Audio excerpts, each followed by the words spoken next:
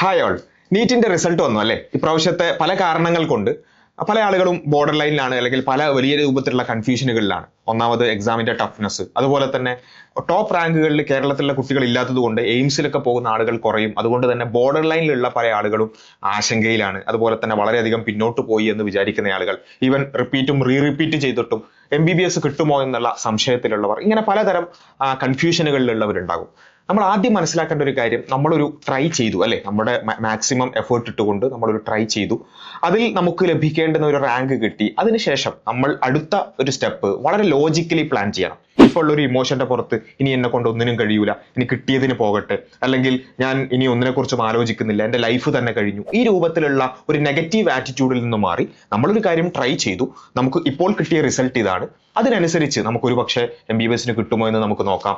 അതല്ല, ഒരു വർഷം കൂടി റിപ്പീറ്റ് ചെയ്യുന്നതിനെ കുറിച്ചോ അല്ലെങ്കിൽ അത്തരത്തിലുള്ള കാര്യമാണ് ലോജിക്കലെങ്കിൽ അതിലേക്ക് പോകാം. അതുമല്ലെങ്കിൽ MBBS അല്ലാത്ത മറ്റൊരുപാട് ഓപ്ഷനുകളുണ്ട്, അതിലേക്ക് നമ്മൾ വളരെ ഗൗരവത്തോടു കൂടി ആലോചിക്കുകയും പലപ്പോഴും MBBS അല്ലാത്ത എല്ലാ ഓപ്ഷനുകളും ഒരു കാര്യവും ഇല്ലാത്തതാണ് എന്ന രൂപത്തിലുള്ള ഒരു ആറ്റിറ്റ്യൂഡ് വളരെയധികം സ്പ്രെഡ് ആവുന്നുണ്ട്. അതിനപ്പുറത്തേക്ക് അതിനെക്കുറിച്ചൊക്കെ കൃത്യമായി ആലോചിക്കാനും പഠിക്കാനും കൂടുതൽ അതിനെക്കുറിച്ച് അന്വേഷിക്കാനും ആ മേഖലയിലുള്ളവരോട് സംസാരിച്ചുകൊണ്ട് ഒരു ഡിസിഷനിലേക്ക് എത്താനും നമുക്ക് സാധിക്കണം. ഫോർ എക്സാമ്പിൾ, MBBS പുറമേ ഉള്ള നമുക്ക് ഏറ്റവും പ്രധാനപ്പെട്ട ഒരു ഓപ്ഷനാണ് BDS എന്ന് പറയുന്നത്, ഡെന്റൽ സർജൻ എന്ന് പറയുന്നത്. BDS എന്ന് പറയുമ്പോൾ നമ്മൾ പൊതുവെ പെട്ടെന്ന് തന്നെ നമ്മുടെ മനസ്സിലേക്ക് ഓർമ്മ വരിക, ഒരുപാട് ഡെന്റൽ ഡോക്ടേഴ്സ് ഉണ്ട്, ഒരുപാട് ക്ലിനിക്കുകൾ ഉണ്ട്, അതുകൊണ്ട് അതിന്റെ സ്കോപ്പ് ഒക്കെ കഴിഞ്ഞു എന്നുള്ള ഒരു ടിപ്പിക്കൽ സംസാരമാണ് നമ്മുടെ മനസ്സിലേക്ക് പെട്ടെന്ന് വരിക.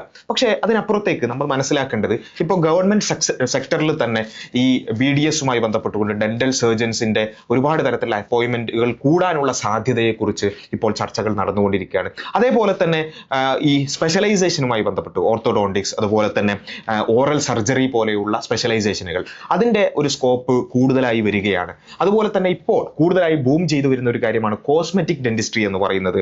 അങ്ങനെയുള്ള ഒരുപാട് സാധ്യതകൾ കൂടിയുള്ള ഒരു ഏരിയയാണ് BDS അല്ലെങ്കിൽ ഡെന്റൽ സർജൻ എന്ന് പറയുന്നത്. അപ്പോൾ അതിനെക്കുറിച്ച് നമ്മൾ ആലോചിക്കണം. ഒറ്റ നോട്ടത്തിൽ പെട്ടെന്ന് അതിന്റെ സ്കോപ്പ് കഴിഞ്ഞു എന്ന് വിധി എഴുതുന്നതിന് പകരം അങ്ങനെയുള്ള കൂടുതൽ അടുത്ത ഇനി വരാനിരിക്കുന്ന കാലഘട്ടത്തിൽ ഏതൊക്കെയാണ് ബൂം ചെയ്യാനുള്ള സാധ്യത എന്ന് മനസ്സിലാക്കിക്കൊണ്ട് അതിലേക്ക് പോവുകയാണെങ്കിൽ പാഷനേറ്റ് ആയിട്ട് പോകണം എന്നുള്ളത് മാത്രമാണ് അതിലുള്ളത്. രണ്ടാമത്തെ ഏറ്റവും പ്രധാനപ്പെട്ട, ഇപ്പോൾ കൂടുതലായിട്ടും പ്രസക്തി കൂടുന്ന ഒരു കാര്യമാണ് BVSc അല്ലെങ്കിൽ വെറ്റിനറി സയൻസ് എന്ന് പറയുന്നത്, veterinary science and animal husbandry. അതിന്റെ ഒരു പ്രത്യേകത എന്താണെന്ന് വെച്ചാൽ, BDSനൊക്കെ ഒരുപാട് പ്രൈവറ്റ് കോളേജുകൾ കൂടി ഉള്ളത് കൊണ്ട് തന്നെ അതിന്റെ സപ്ലൈ വളരെ കൂടുതലാണ്, ഒരുപാട് ഡെന്റിസ്റ്റുകൾ പുറത്തിറങ്ങുന്നുണ്ട്. പക്ഷേ വെറ്റിനറി സയൻസിന് 2 കോളേജുകളോളമാണ് ഗവൺമെന്റ് തരത്തിലുള്ളത്. അതിനപ്പുറത്തേക്ക് പ്രൈവറ്റ് കോളേജുകൾ കുറവായതുകൊണ്ട് തന്നെ, അല്ലെങ്കിൽ അതില്ലാത്തത് കൊണ്ട് തന്നെ വെറ്റിനറി ഡോക്ടേഴ്സിന്റെ എണ്ണം കുറവാണ്. എന്നാൽ അതേ സമയത്ത് നമ്മൾ ഇപ്പോൾ തന്നെ നമ്മുടെ ചുറ്റുപാടുകളിലേക്കൊക്കെ നോക്കിയാൽ മനസ്സിലാവും, പെറ്റ്സുമായി ബന്ധപ്പെട്ടുകൊണ്ട് കൂടുതൽ അവെയർ ആയിട്ടുള്ള, കൂടുതൽ ആ വിഷയത്തിലേക്ക് താല്പര്യമുള്ള ഒരു സൊസൈറ്റിയാണ് ഉണ്ടായിക്കൊണ്ടിരിക്കുന്നത്. പെറ്റ് ഫുഡിനുമായി ബന്ധപ്പെട്ടും അങ്ങനെ പലതരത്തിലുള്ള കടകളൊക്കെ നമുക്ക് ചുറ്റുമൊക്കെ ഓപ്പൺ ആയി വരുന്നത് നമുക്ക് കാണാൻ പറ്റും. അപ്പോൾ ആളുകളുടെ കാഴ്ചപ്പാടും അതുപോലെയുള്ള ലൈഫ് സ്റ്റൈലും ഒക്കെ മാറിക്കൊണ്ടിരിക്കുന്ന ഈ ഒരു കാലഘട്ടത്തിൽ വെറ്റിനറി സയൻസിന് മുൻപില്ലാത്ത രൂപത്തിലുള്ള ഒരു ഡിമാൻഡ് കൂടാനുള്ള സാധ്യതയുണ്ട്. ആ ഒരു രൂപത്തിലേക്ക് നമുക്ക് ചിന്തിക്കാവുന്നതാണ്. അതുപോലെ തന്നെ പിന്നെയുള്ള ഓപ്ഷനുകളാണ് BAMS എന്ന് പറയുന്നത്, ആയുർവേദത്തെ സംബന്ധിച്ചിടത്തോളം നേരത്തെ BDSനെ പറഞ്ഞതിനേക്കാൾ കൂടുതൽ ഒരു സപ്ലൈ കൂടിയതിന്റെ ഒരു പ്രശ്നം, ഡിമാൻഡ് കുറഞ്ഞതിന്റെ ഒരു പ്രശ്നമുണ്ട്.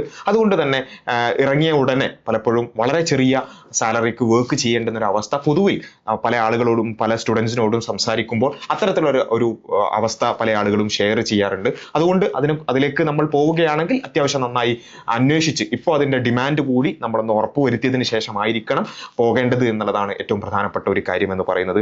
അതേപോലെ തന്നെയാണ് BSc നഴ്സിംഗ് എന്ന് പറയുന്നത്. നഴ്സിംഗിനെ സംബന്ധിച്ചിടത്തോളം ഇന്ത്യയിൽ എല്ലാ കാലഘട്ടത്തിലും എല്ലാ സ്ഥലത്തും നഴ്സിംഗിന് അതിൻ്റെതായ ഒരു പ്രാധാന്യമുണ്ട്. കാരണം ഒരു മനുഷ്യന്റെ ഇന്റർവെൻഷൻ നിർബന്ധമായും വേണ്ട ഒരു ഏരിയയാണ് നഴ്സിംഗ് എന്ന് പറയുന്നത്.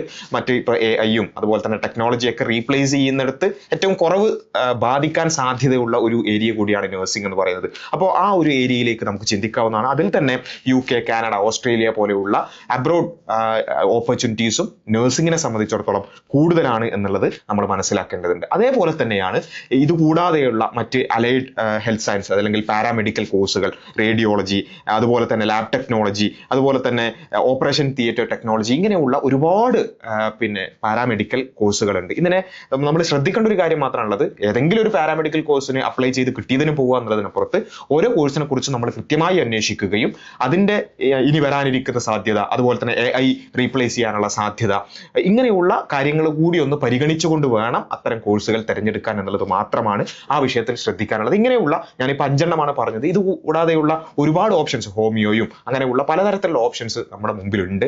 അപ്പൊ അതിനെക്കുറിച്ചൊക്കെ നന്നായി ഒരു പോസിറ്റീവായി തന്നെ ആലോചിക്കുകയും കൂടുതൽ അന്വേഷിക്കുകയും ആ മേഖലയിലുള്ളവരോട് സംസാരിക്കുകയൊക്കെ ചെയ്തുകൊണ്ട് അത്തരത്തിലുള്ള ഡിസിഷനിലേക്ക് നമ്മൾ പോകണം. ഒരു നീറ്റ് കഴിഞ്ഞു അല്ലെങ്കിൽ MBBS കിട്ടിയില്ല എന്നുള്ളത് ഒരിക്കലും ജീവിതത്തിന്റെ അവസാനമല്ല, അല്ലെങ്കിൽ നമ്മുടെ സ്വപ്നങ്ങളുടെ അവസാനമല്ല. നമുക്ക് ഇത്തരത്തിലുള്ള മേഖലകളിലേക്ക് പോകാം. ആ മേഖലകളിൽ തന്നെ പോസ്റ്റ് ഗ്രാജുവേഷൻ എടുക്കാം. അത് കഴിഞ്ഞ് അതിന്റെ റിസർച്ച് ഫീൽഡിലും ടീച്ചിങ് ഓപ്പർച്യൂണിറ്റീസും എല്ലാ മേഖലയിലും അത്തരത്തിലുള്ള ഓപ്പർച്യൂണിറ്റീസ് ഉണ്ട് നമ്മൾ മനസ്സിലാക്കുക.